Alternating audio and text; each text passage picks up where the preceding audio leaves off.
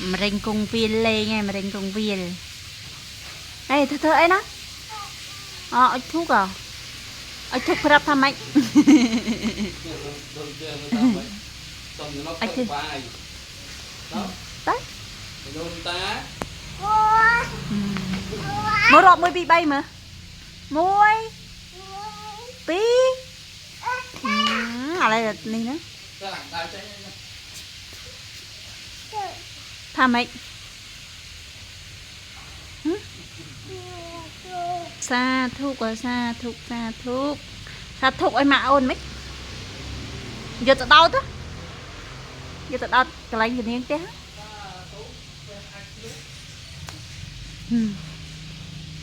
xa thuốc mà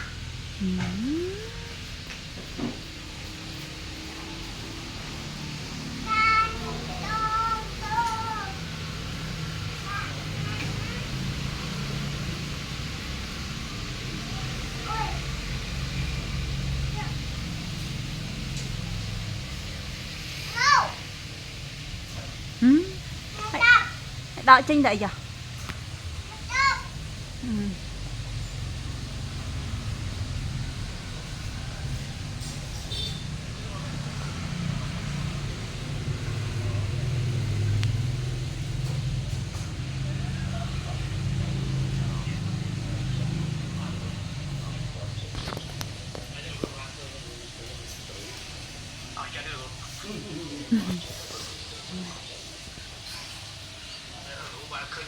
sẽ đặt công tiền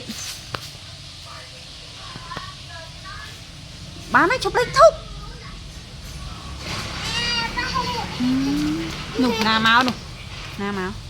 pina máu pina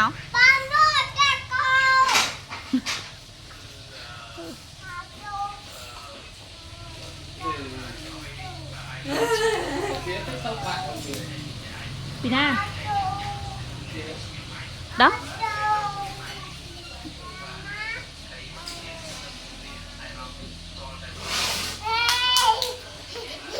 ngà rọt môi bị bay sẽ đa tim mà đứa đó môi em ăn điện